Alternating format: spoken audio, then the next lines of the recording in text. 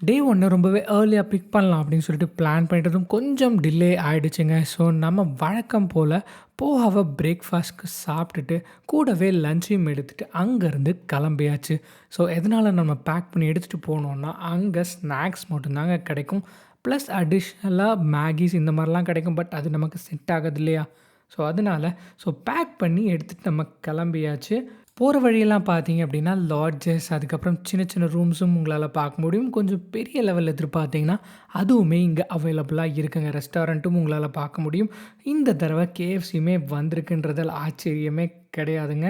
So நம்ம jungle லாட்ஜ்லேருந்து 1/2 kilometres நம்ம நடந்து போயிட்டு, ஸோ அங்கேருந்து லெஃப்ட் எடுத்தோம் அப்படின்னா, நம்ம கேவலாதேவ் நேஷ்னல் பார்க் ரீச் ஆகிடும். அதாவது பரத்பூர் பேர்ட் சாங்சுரி நமக்கு எதிர்த்தாப்புல இருக்குது பாருங்க. இங்கே கூட்டமாக இருக்கிறத உங்களால் பார்க்க முடியும் அப்படின்னு நினைக்கிறேன். ஏன்னா நம்ம வந்த டைம் கரெக்டான டைம் கிடையாதுங்க. ஏன்னா டிசம்பர் லாஸ்ட் வீக் ரொம்ப ரொம்ப க்ரௌடாக இருக்கும். எல்லாருமே டூருக்கு ட்ராவல் பண்ணுவாங்க இயர் எண்ட் அப்படிங்கிறதுனால. ஸோ அதனால் இந்த டைம் நீங்கள் வந்தீங்க அப்படின்னா யோசித்து வாங்க. ஏன்னா கூட்டம் அதிகமாக இருந்தது அப்படின்னா ஸ்பீஷஸும் நிறைய பார்க்குறது ரொம்ப கஷ்டங்க. ஸோ அதனால் நீங்கள் வரா மாதிரி இருந்தால் ஃபெப் எண்ட் அப்படி இல்லைனா மார்ச் வந்தீங்கன்னா நிஜமாகவே சூப்பராக இருக்கும் அப்படின்னு சொல்லிட்டு அங்கே இருக்க நேச்சுரலிஸ்ட் சொல்கிறாங்க. உள்ளே வந்த உடனே நீங்கள் நேராக டிக்கெட் கவுண்டர் போய் டிக்கெட் எடுத்துகிட்டு அதுக்கப்புறம் எந்த வண்டியில் நீங்கள் ட்ராவல் பண்ண போகிறீங்களோ அதை சூஸ் பண்ணிவிட்டு ட்ராவல் பண்ணுற மாதிரி இருக்கும். டிக்கெட் ப்ரைஸ் பார்த்தீங்கன்னா நார்மல் இந்தியன் அடல்ட்க்கு 155 ருபீஸ், ஸ்டூடெண்ட்டாக வந்தீங்க அப்படின்னா 62 ருபீஸ் அரௌண்ட் வரும். அப்புறம் நான் இண்டியன் சிட்டிசன்னா அரௌண்ட் $1000 கிட்ட வருங்க. போட்டில் போகிறீங்க அப்படின்னா அதுக்கு தனி காஸ்ட். அதே மாதிரி சைக்கிள் எடுத்துக்கிறீங்க அப்படின்னா 100 150 அந்த ரேஞ்சில் கிடைக்கும். நீங்கள் 3 ஹவர்ஸ் நீங்கள் இ-ரிக்ஷாலேயோ இல்லை அங்கே இருக்க குதிரை வண்டியிலோ ட்ராவல் பண்ணுறீங்க அப்படின்னா 1200 ருபீஸ் ஆகுங்க. 1 ஹவர் நீங்கள் எக்ஸ்ட்ரா கேட்டிங்க அப்படின்னா அகெயின் 300 ருபீஸ் நீங்கள் பே பண்ணி எக்ஸ்ட்ரான் பண்ண வேண்டியதாக இருக்கும். ப்ரைஸிங் வைஸ் பார்த்தீங்க அப்படின்னா நிஜமாகவே இந்த இ-ரிக்ஷாவும் அதுக்கப்புறம் குதிரை வண்டியும் ரொம்ப அன்ஃபேர் மாதிரி தாங்க எனக்கு தெரியுது. சரி, நம்ம சைக்கிளில் தான் நம்ம போகிறோம் அப்படின்னு சொல்லிட்டு சைக்கிளுக்கு ஒரு பில்லை போட்டுட்டு அந்த பில்லை எடுத்துகிட்டு போய் நம்ம சைக்கிள் ஸ்டாண்டில் கொடுக்கணுங்க. அந்த சைக்கிள் ஸ்டாண்ட் பக்கத்துலேயே தாங்க இருக்கும். அந்த சைக்கிள் ஸ்டாண்டு போனால் நிறைய சைக்கிள் அவைலபிளாக இருக்கும்.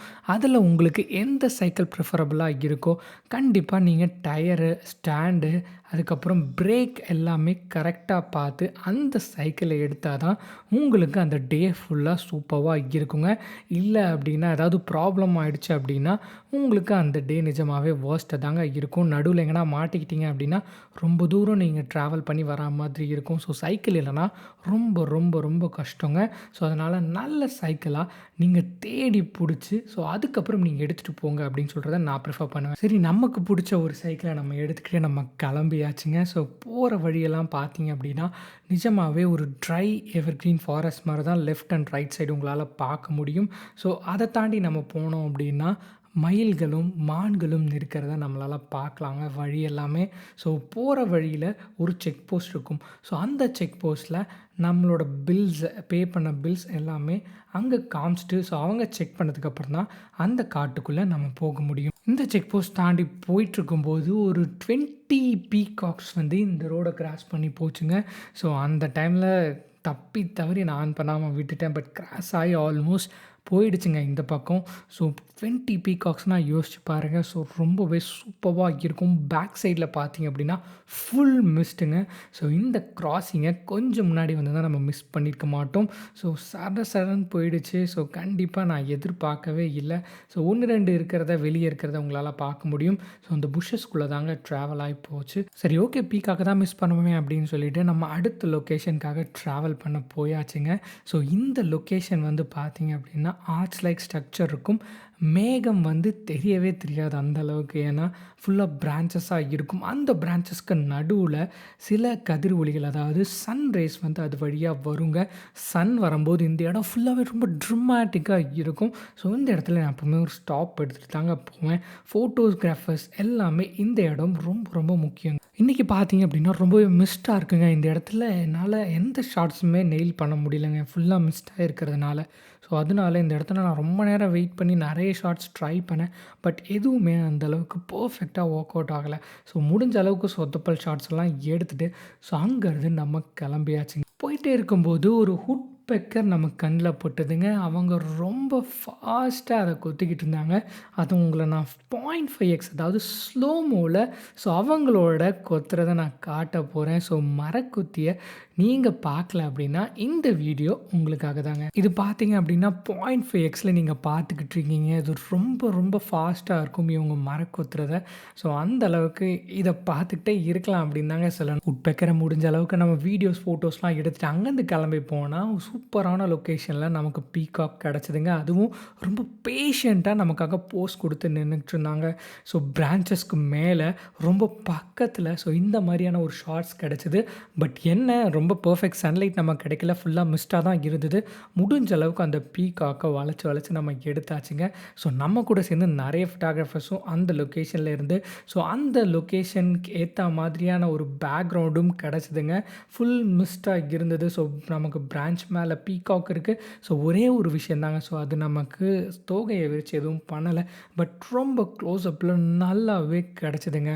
நல்ல ஷார்ட்ஸ் கிடச்சதுக்கப்புறம் அங்கேருந்து மூவ் ஆன் ஆகியாச்சுங்க நெக்ஸ்ட் லொக்கேஷன் நம்ம ட்ராவல் பண்ணுறதுக்கு. ஸோ அதுக்கப்புறம் நம்ம போனோம் அப்படின்னா நமக்கு நிறைய பெயிண்டட் ஸ்டாக்ஸ், அதாவது வர்ண நாரை அப்படின்னு சொல்லுவாங்க. ஸோ அவங்களும் சாப்பிட்டுக்கிட்டு இருந்தாங்க. அதாவது அவங்களோட மார்னிங் பிரேக்ஃபாஸ்ட்டை முடிச்சுக்கிட்டு இருந்தாங்க. ஏன்னா சன்னும் ஆல்மோஸ்ட் நமக்கு ஓப்பன் அப் ஆகிடுச்சுங்க. ஸோ அதை நம்ம கேப்சர் பண்ணுறதுக்காக அங்கேருந்து ட்ராவல் பண்ணி பெயிண்டட் ஸ்டாக் இருக்கிற லொக்கேஷன்ஸ்க்கு நம்ம ட்ராவல் பண்ணியாச்சு. அதுக்கப்புறம் முக்கியமான ஒரு விஷயங்க, பார் ஹெடட் கீஸும் கிரேலாக் கீஸுமே நம்ம பக்கத்தில் இருக்குது அப்படின்னு தெரிய வந்தது. ஸோ ரொம்ப ரொம்ப சூப்பரான விஷயங்க. ஒன்ஸ் நம்ம பெயிண்டட் ஸ்டாக் அவங்களோட பிரேக்ஃபாஸ்ட் நீங்கள் இப்போ பார்த்துக்கிட்டு இருக்கீங்க இல்லையா, ஸோ இந்த மாதிரி தான் அவங்க பிரேக்ஃபாஸ்ட்டை தேடுவாங்க. ஸோ அவங்களோட பீக்ஸ் எடுத்துகிட்டு உள்ளே விட்டு முடிஞ்ச அளவுக்கு ஏதாவது இருக்கா அப்படின்னு சொல்லி தேடி ஸோ அதுக்கப்புறம் இறைய பிடிச்சி சாப்பிட்டு அதுக்கப்புறம் தாங்க அவங்க பசி ஆற்றிப்பாங்க. ஸோ அதுக்கப்புறம் கிரேலாக் கூஸ் அப்படின்னு சொல்லுவாங்க இவங்கள. ஸோ இவங்க கத்துறது ரொம்ப ரொம்ப சூப்பராக இருக்கும்.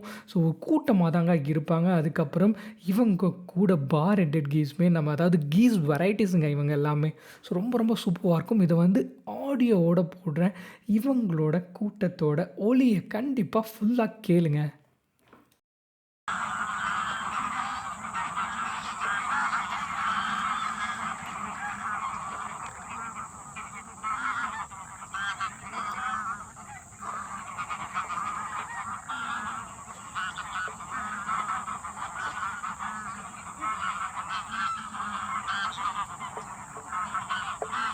கூடவே நம்ம ஸ்னேக் பேர்ட், அதாவது ஓரியன்டல் டார்டர்னு சொல்லுவாங்க இல்லையா, ஸோ அந்த பறவை முடிஞ்ச அளவுக்கு சில்வர்ட்டாக இருக்கட்டும், ஸோ பேக் லைட் வச்சு ஷார்ட்டாக இருக்கட்டும் எல்லாமே எடுத்துகிட்டு ஸோ அங்கேருந்து நம்ம உடனே கிளம்பியாச்சுங்க.